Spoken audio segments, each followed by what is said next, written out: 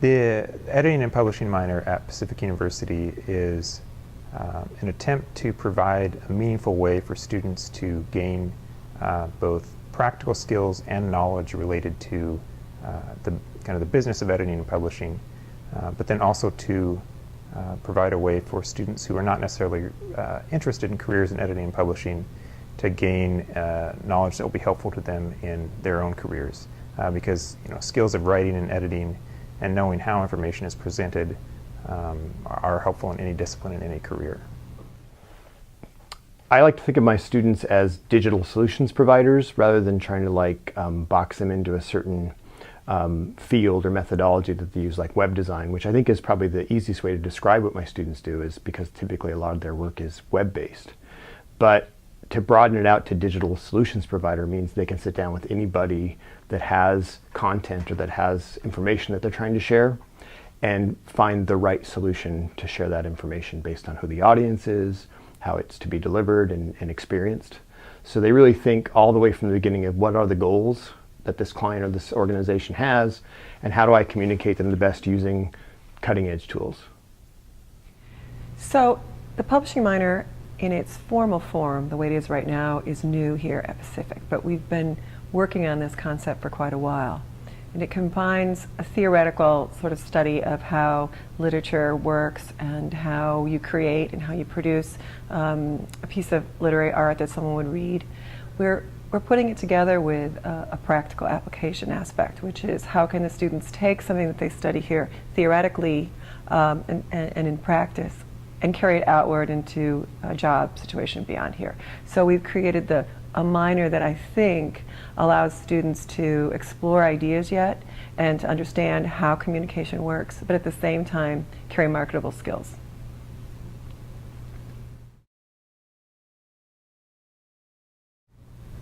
I think the skills that are necessary to work with words and to write and to edit and to publish are really relevant to students and practitioners across all different disciplines.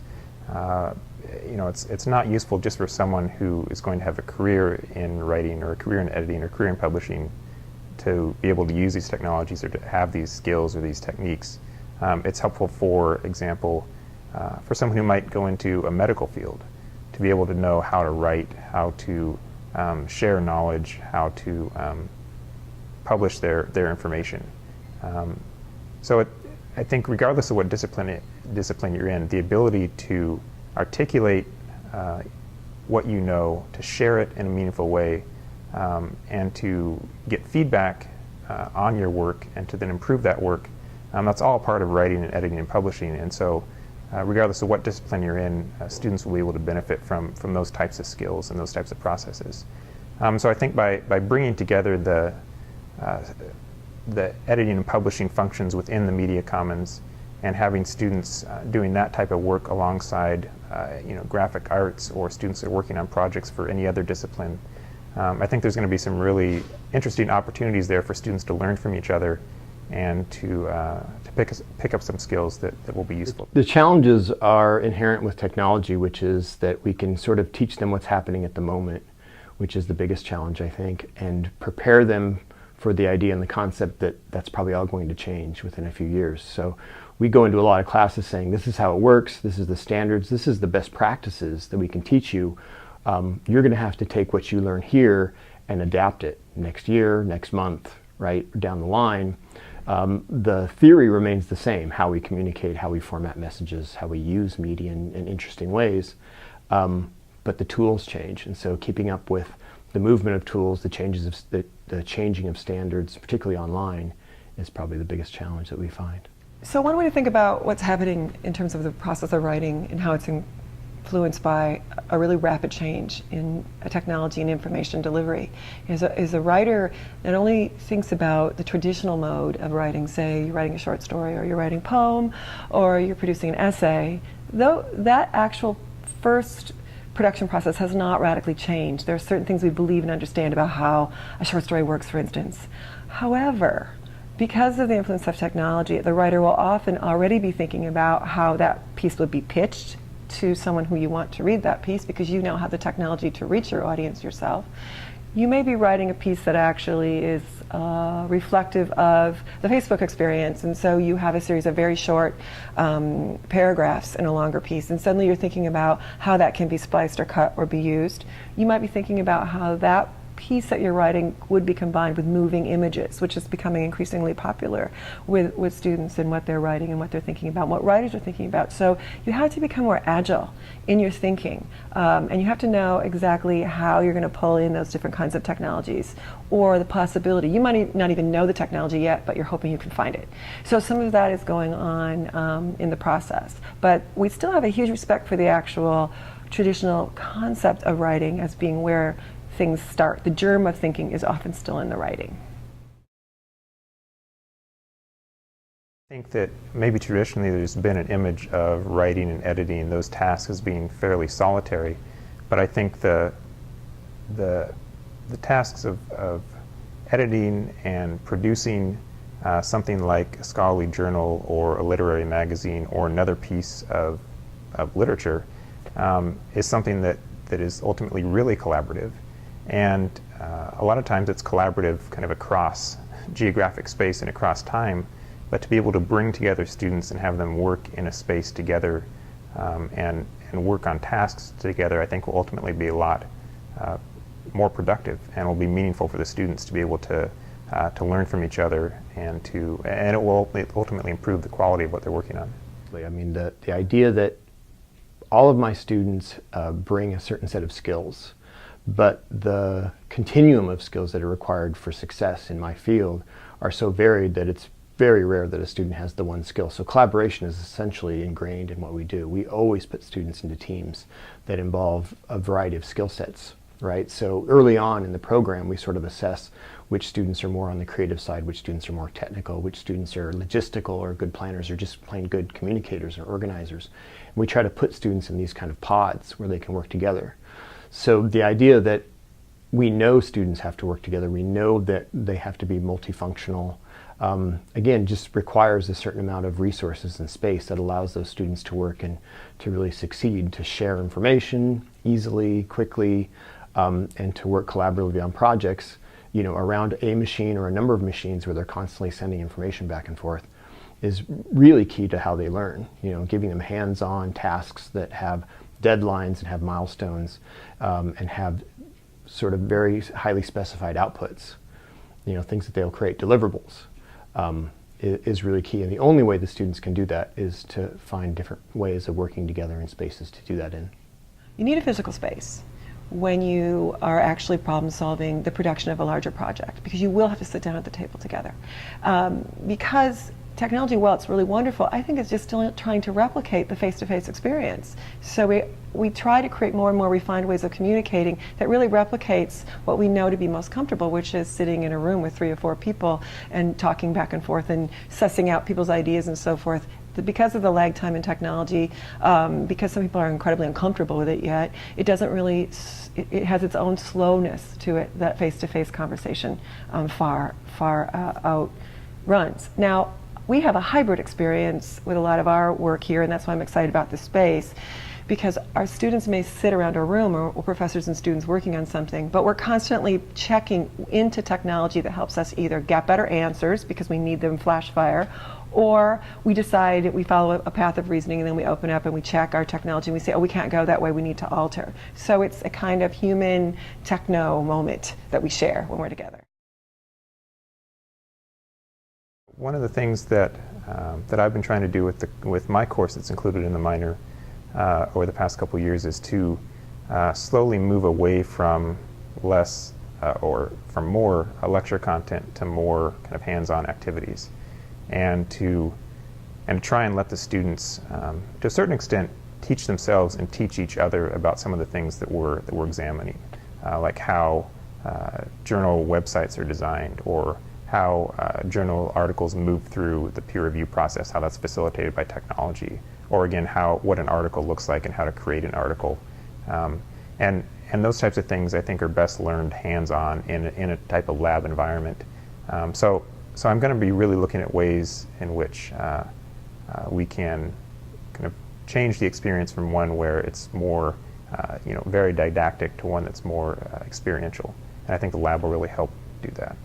I think a physical lab, a physical space is really important, and for reasons that have nothing to do, with the editing and publishing minor, but just thinking more broadly about where society is and where individuals are in terms of how they communicate with each other and collaborate with each other.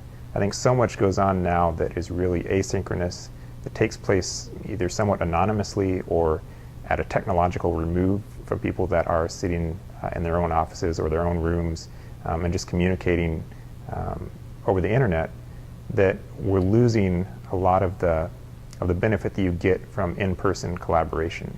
The type of spontaneity, the type of kind of unpredictable things that can happen when you're actually in a room with someone, when you're working in a physical space, when you have the opportunity to look at what they're doing and to contribute to it in a way that is as advanced as technology is, it really doesn't allow right now when you're kind of working either synchronously or asynchronously, but at a remove from someone else. So I think having a space where people could come together and work together is really important. More that we get students working out of sort of vacuums, working out of these really small private spaces and more in public spaces, gets people seeing what's going on. And the whole idea of this communications design major is the stuff is meant to be seen, it's meant to be compelling. So to put students into a shared space with other students working on other projects, where those projects can sort of be spied on, right? It can be looked at over the shoulder and say, God, what is that? I'd love to be able to include something like that in my research document or in the presentation that I have to give. That would be really much more compelling than this spreadsheet I'm working on or something like that. So this idea that, again, because it's visual information, because it's meant to be compelling, it's going to attract attention, and people are going to be looking around and seeing all this stuff and seeing hopefully some of the excitement that kind of builds around it and wanting to sort of see some of that in their own curriculum, in their own classes, and in their own personal projects. What's really important, I think, for this new space for me is that student-faculty research has become something that we are increasingly obsessed with, which is how can students learn from us and how can we students pursue a line of reasoning that we're influencing, but they're also influencing our thinking at the same time. This space is really exciting in that regard.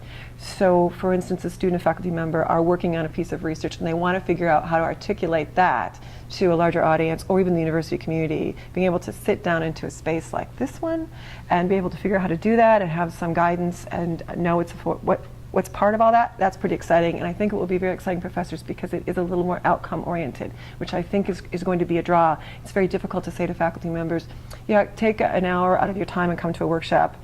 Instead, do you have a project you're working on with students right now? Do you want to find a way to be able to present what you're doing to a larger audience? I think we're listening, and we listen really closely to that. The other reason I'm very excited about that space and the idea of having such a public space for student-faculty work is that it's really a fishbowl experience, which is anybody can walk by and they can see a group at work, and they could possibly see even some of the technology as it's happening. In a lot of our writing instruction, we use that sort of fishbowl experience. I'll have a group of students who actually run through responding to a piece of writing while the rest of the class watches. And you learn by watching others while you're also learning while you're doing it. So I'm excited about the possibility of faculty-student environment in which you could observe, but you could also take part, and you could also show on screens or whatever what's actually being developed there. Ultimately, I think faculty and students learn best in the same way. I think we're dealing, to a certain extent, depending on demographics, there may be some different baseline knowledge of technology, but I think for both faculty and students, experiential learning is the best way to go. And so having this space available for both faculty and students to learn and to have support in that space for faculty and students who are learning how to use different technologies is going to be really important, and will be much more useful than providing asynchronous webinars or providing tutorials that faculty and students can access on their own. I think those things are good for some people and they work for some people, but I think having that kind of in-person experience of a place where someone can go, can play around with the tools, can play around with the technology, and can have some actual human support there to help them through that experience is valuable, whether you're a student or a faculty member. when faculty want to use technology or a media commons type space to implement certain things in classes, new projects, things like that, they really do need to come in and see what's possible. Sometimes having other faculty in their disciplines is an excellent motivation to see what other people are doing. Faculty want to be seen as cutting edge. They know it's a part of their academic career to continue to evolve and continue to learn new tool sets to do what they do. And so the best thing to do is to show them what's possible, what other people are doing. That tends to motivate them to at least think about pedagogically how the technology could be used in their classes. So they need a space where they can both see what's going on, but at the same time see what went on behind the scenes on those projects, to see what it took to do some of those things, whether it's a little bit of video production or even creating presentations in a really compelling way. It's not enough just to see it and say, well, that was really novel, but now show me what it took to do that. And so again, there's this two-part process, sort of a show and a tell for faculty. For faculty, we're so much trying to think about how to articulate what we do with students and how to get students to understand what they're learning in the experience with us. I would think that one way to go about this, for instance, is take Senior Projects Day as an example. If the new media, is it a media consultant? Who's the person who's going to be running the multimedia specialist, let's go with that. If the multimedia specialist becomes familiar with the different kinds of work faculty are doing on campus, the kinds of research they're working on with students, specific projects. We have people in chemistry doing certain kinds of research with students. Our environmental science people are out literally doing field work all the time. In creative writing, we have a growing program and we have students figuring out how they're going to present their work. A multimedia specialist could be a great consultant, but also could pull faculty in to try to help them figure out how to make that technology work specifically for the kinds of things that they're doing. That's probably going to be the most effective way, and I think a pretty powerful way for it to work. I think from a purely technical standpoint, just thinking about hardware, software that might be required for what we want to do in the editing and publishing minor, I don't really see an area where we're going to have to compromise. I think just with the availability of computing power and the ability to easily provide access to the software that we need to, there won't really be any significant, if any, compromises there. I think if anything, having kind of multi-use areas, even multi-use computers where you have a variety of software and of tools that we might not think about using could ultimately be really valuable. We can see how other people are using tools that we might not be using and even maybe discover applications for our own work that we might not have thought of if we weren't working in a space with someone else who's doing an entirely different task. So I think it's going to be really valuable to kind of cross-pollinate the technology and the software and see what comes of that. I think that the type of compromise we're talking about with a shared space that serves the whole campus is fairly standard and is the appropriate way to go about these things, because it's fairly unsustainable for a small university to give everybody their own resources like this, to give everybody their own collaborative spaces with their own hardware, their own software packages. The idea of centralization is good as long as there's capacity to serve all the people that might benefit from it. So I don't I don't really, I don't think that there's a compromise or a challenge so long as it's well designed and well managed. So a commons in which you share resources and you share materials and you can see other projects going on simultaneously is a really natural fit for a liberal arts college. So that part, you have to have people who can move across disciplines in order to solve problems and to think. So that's a natural for that kind of space. Even in our minor, though, we have a cross-section of disciplines reflected because students have to be able to write well. They have to visually understand. So that's the visual art aspect as well as the media arts aspect. They have to understand how to reach an audience, which is an entirely different dynamic. And then there's a business component as well. So students have to be able to figure out how you market and sell.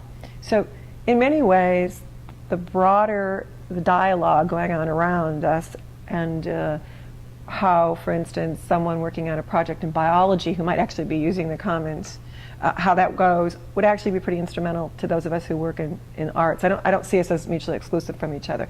And I think in some ways it's a loss we have now that we don't have more of that. So what we'd want to see, for instance, is how do you use these kinds of things in different kinds of environments and settings, and is there a way that we can even possibly share our resources even at the time that we're developing something? So yeah, I think it's a great idea. Are there problems? I think there's always a compartmentalization of discipline, which we're always working against. Larger universities actually, I think, are even more compartmentalized than a small one. So we're more likely to know our colleagues and bump into them and brainstorm with them, and then that actually has a huge impact on our students. Our students are actually likely to major in more than one area here and minor in another area, so they're already invested in 7 different disciplines. So I think it's actually, they're much more agile in making those leaps. So I don't see a lot of they do it that way over here and we do it that way over here. I think instead it's just going to be probably more rapid fire exchange if we're able to do that.